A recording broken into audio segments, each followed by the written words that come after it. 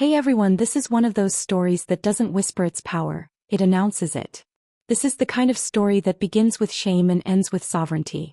Before we dive in, take a second to like this video, subscribe to the channel and turn on notifications because stories like this don't just entertain, they remind you who you are.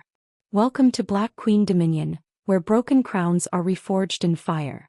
This story begins in a place that was supposed to be safe. Not perfect, not gentle, but safe. The kind of safety a child assumes exists simply because blood exists. I grew up believing that no matter how hard the world became, my parents would be the one place I could stand without armor.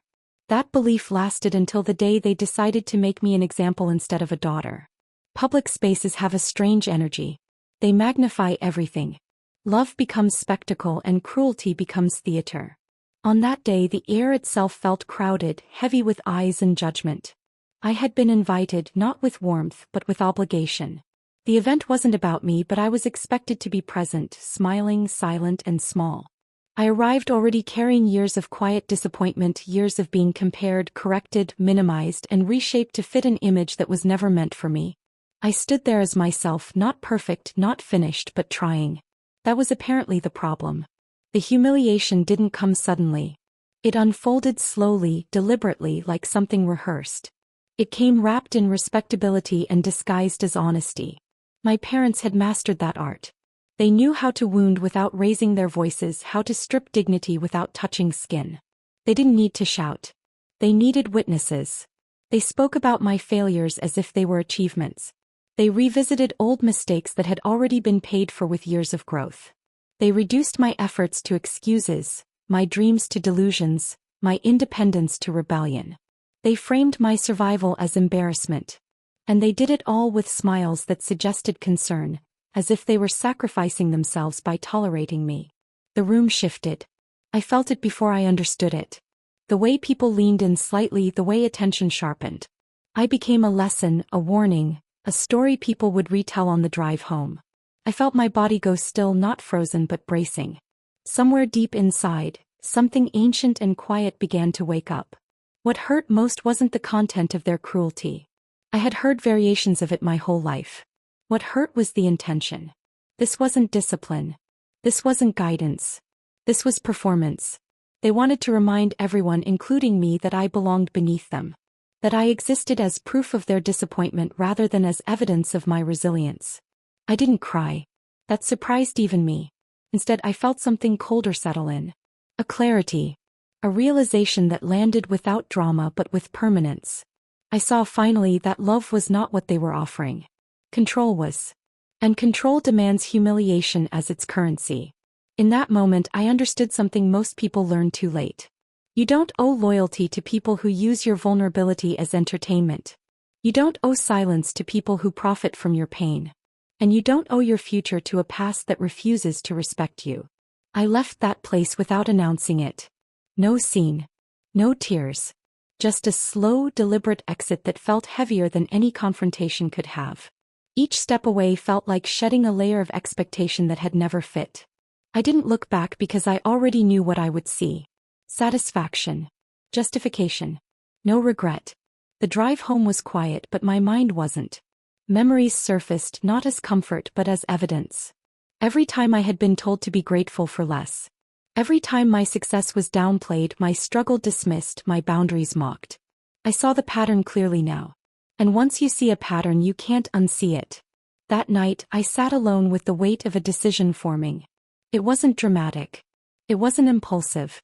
It was the kind of decision that arrives after years of erosion. I realized that going back would mean agreeing with them. Going back would mean accepting the version of me they needed to exist. Going back would mean volunteering for a role that required my silence. So I didn't go back. I didn't call to explain.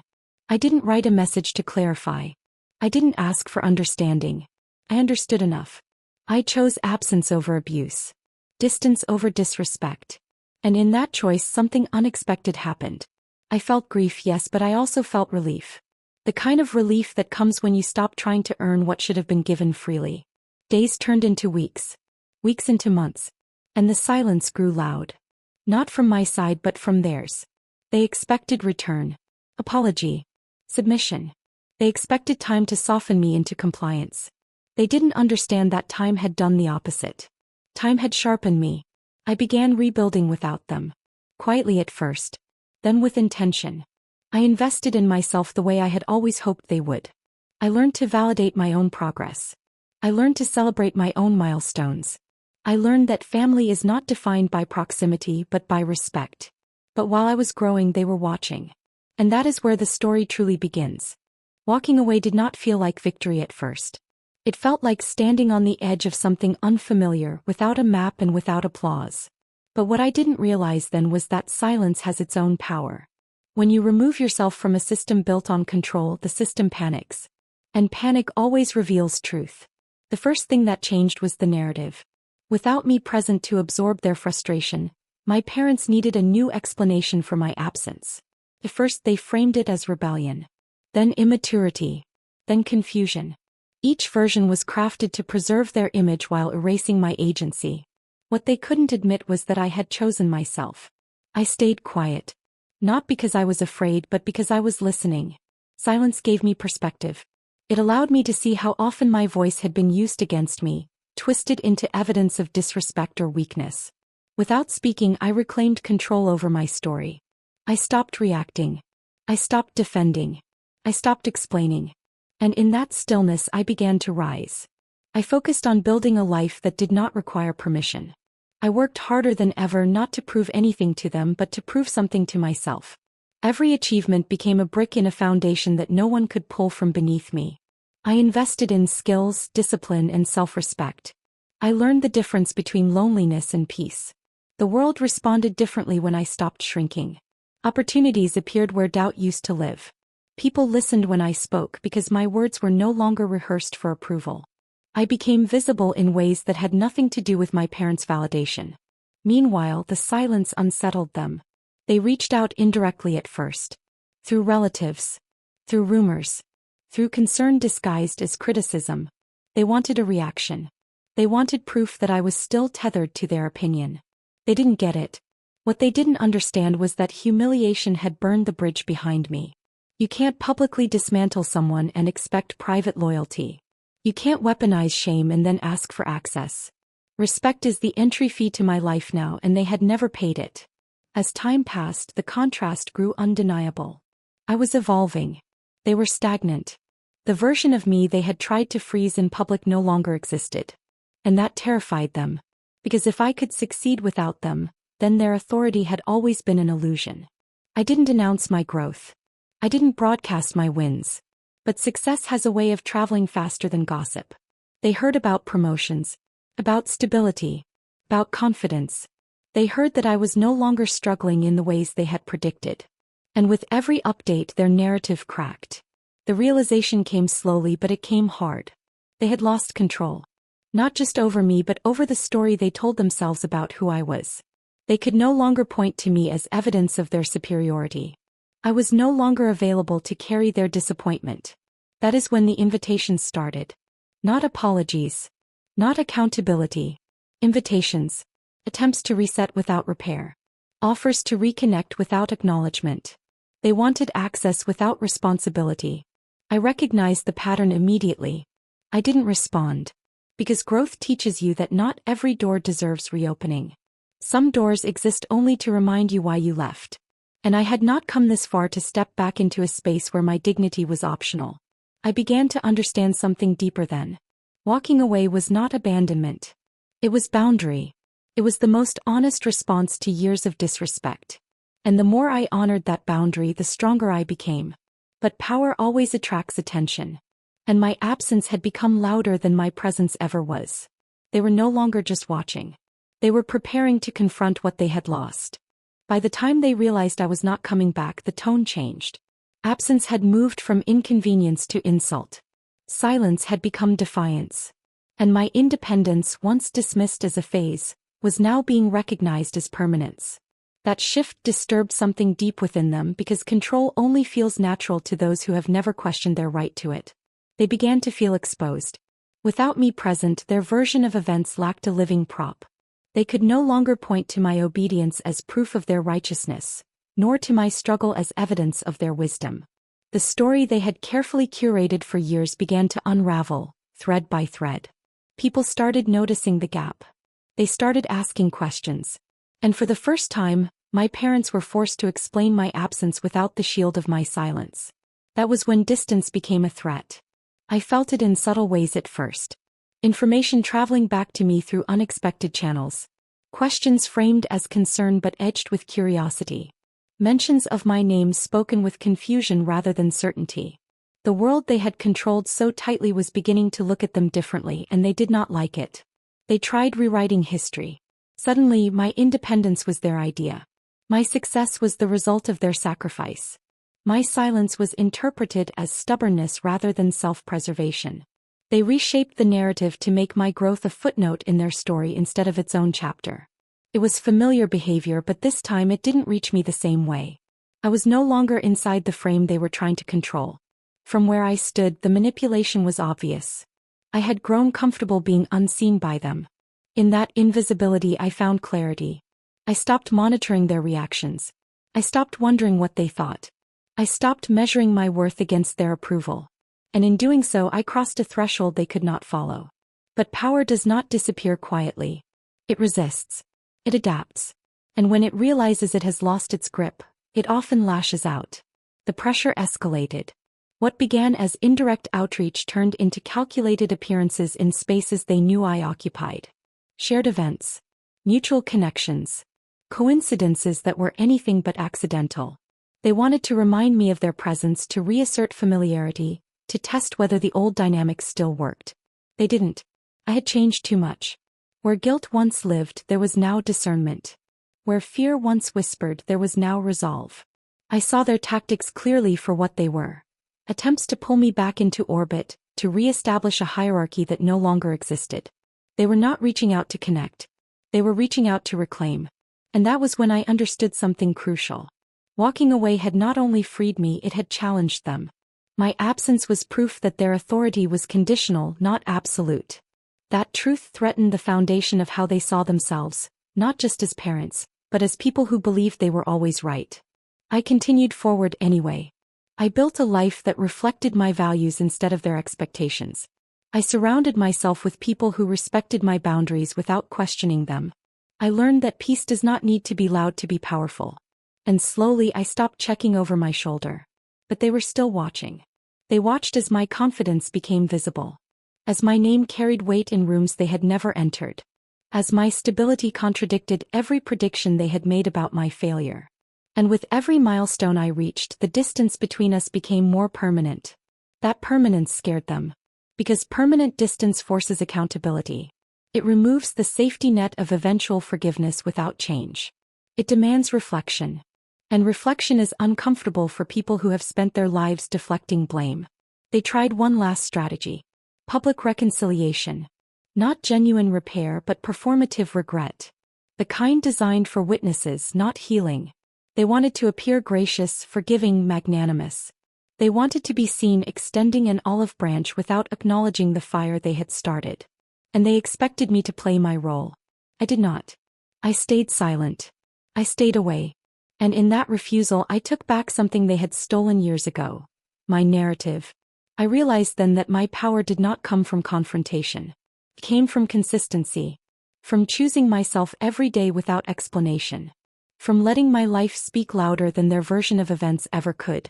The truth is, walking away was never about punishment. It was about protection. And the more I protected myself, the clearer it became that going back would require me to betray everything I had built. They had humiliated me in public, believing the world would side with them. What they didn't anticipate was that the world was watching my response. And my response was elevation. By the time my success could no longer be ignored, it had already outgrown their reach. It wasn't loud success, the kind that begs to be acknowledged. It was solid, consistent, undeniable. The kind built quietly, without permission, without witnesses cheering from the front row. The kind that changes how people look at you before they even speak. I had become stable in ways they never imagined I could be without them. My life no longer revolved around survival. It revolved around intention. My days were structured by purpose, not anxiety. I woke up grounded, knowing where I was going and why. That alone was something they had never been able to give me, because control cannot coexist with clarity. The shift showed itself in small but telling ways. People spoke my name with respect instead of concern. Opportunities came to me instead of me chasing them. I moved through spaces with ease, not because I felt superior but because I was no longer afraid of being seen. The girl they humiliated in public would not have recognized the woman I had become. And that terrified them. Because my growth exposed the truth they had spent years avoiding. I was never the problem. I was the mirror. And now that mirror was reflecting back everything they had tried to suppress. My strength, my resilience, my independence. Every milestone I reached was a reminder that their methods had failed. They tried to attach themselves to my progress. Suddenly, my achievements were framed as extensions of their influence. My discipline became something they had instilled. My character was something they had shaped. They wanted credit without contribution, pride without presence. It was the same pattern, just repackaged. But this time it didn't land. I had learned that success does not require validation from those who doubted you. It requires alignment with yourself. And I was aligned in a way that could not be shaken by revisionist history. Their discomfort grew as my life expanded. People began asking me directly about them. Not with admiration but curiosity. The absence was no longer invisible. It was noticeable. And in that noticing, questions formed. Why wasn't I around? Why wasn't I present at the milestones? Why didn't I speak about them the way others did? They struggled to answer without revealing themselves. For the first time, they were forced to sit with the consequences of their actions without a scapegoat to distract from them. My silence left space for truth, and truth has a way of filling the gaps people try to ignore. They attempted to reconnect again, this time with urgency. Not remorse. Not understanding. Urgency. They felt the loss of relevance. They felt the shift in power. They sensed that the window to reassert themselves was closing, and they panicked. They wanted proximity to my success, not connection to my humanity. They wanted to be seen beside me, not accountable to me. I didn't respond. Because by then I understood something critical. Reconnection without accountability is just another form of control. And I had already paid too high a price to return to a dynamic that required my silence to function. What surprised me most was not their reaction but my own. I felt no anger. No urge to confront. No need to explain. The emotional charge that once tied me to their approval was gone. In its place was something steadier. Peace. And peace makes decisions simple. I realized that I had already grieved the parents I needed but never had. I had already mourned the relationship that existed only in hope, not in reality. And once grief is complete, it releases you. You stop negotiating with the past. Their humiliation had been meant to shrink me. Instead, it clarified me. I no longer measured family by blood alone. I measured it by respect, consistency, and care. I built chosen connections that honored my boundaries instead of challenging them. I learned that love does not require humiliation to teach lessons. It requires safety to allow growth. As my life stabilized, their influence faded. Not because I erased them but because I outgrew them. They became part of my history, not my identity. A chapter that explained where I came from, not where I was going. And that was the real shift. I stopped defining my strength as resistance to them. My strength became self-directed. I didn't need them to acknowledge my worth because I was living it every day. Their silence, their discomfort, their attempts to rewrite the narrative no longer mattered. What mattered was that I was free. Free from needing approval. Free from carrying shame that was never mine. Free from returning to places that demanded my diminishment. They had humiliated me in public, believing that exposure would break me. What they never understood was that exposure, when survived, becomes power. And I was just beginning to understand how powerful I had become. There is a moment that comes after healing, after growth, after distance has done its quiet work. It is not dramatic. It does not announce itself. It simply arrives one day as certainty. The certainty that you are done looking over your shoulder. The certainty that the past no longer has authority over your present. That moment came for me without warning, and when it did, I understood that the story had already ended. I did not need closure from them. Closure had come through consistency. Through waking up every day and choosing myself without hesitation. Through building a life that felt honest instead of impressive. Through learning that peace is not something you earn by enduring pain, but something you protect by refusing it. The final attempt from the past did not come as an apology.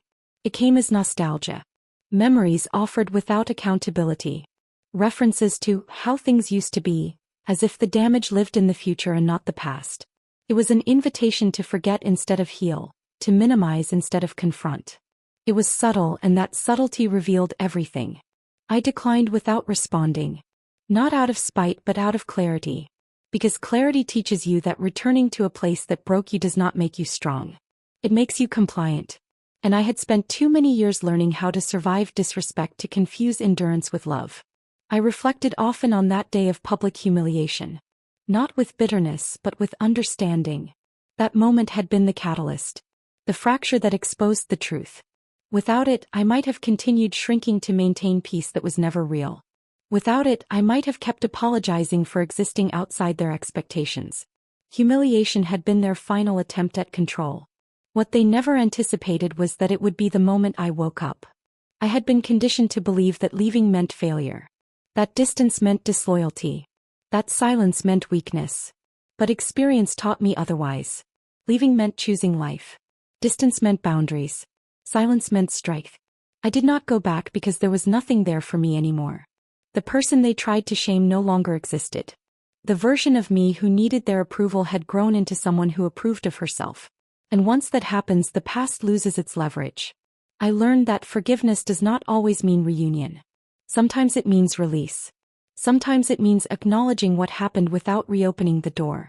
And sometimes it means accepting that not everyone who shares your blood is meant to share your future. I forgave them privately. Not to absolve them but to free myself. And in that forgiveness I closed the chapter without needing their participation. I stopped waiting for an apology that would never come. I stopped imagining a conversation that would suddenly change everything. I accepted reality as it was, not as I wished it to be. That acceptance was my final victory. Today I stand grounded in who I am. Not hardened but whole. Not bitter but aware. I carry my story with pride not because of the pain it contains, but because of the strength it reveals. I am not defined by where I came from but by what I chose to become. They once believed that humiliating me in public would put me in my place. Instead, it showed me that my place was never beneath them. It was beyond them. I never went back, not because I couldn't but because I didn't need to. My life no longer requires validation from those who failed to protect me. My worth is not negotiable. My boundaries are not punishments. And my silence is not an invitation. It is a conclusion. To anyone listening who feels trapped between loyalty and self-respect, hear this clearly. Walking away does not make you ungrateful. It makes you brave. Choosing peace does not make you weak. It makes you wise. And protecting your dignity does not make you selfish. It makes you sovereign. This is not a story about revenge. This is a story about dominion. And once you claim it, you never give it back.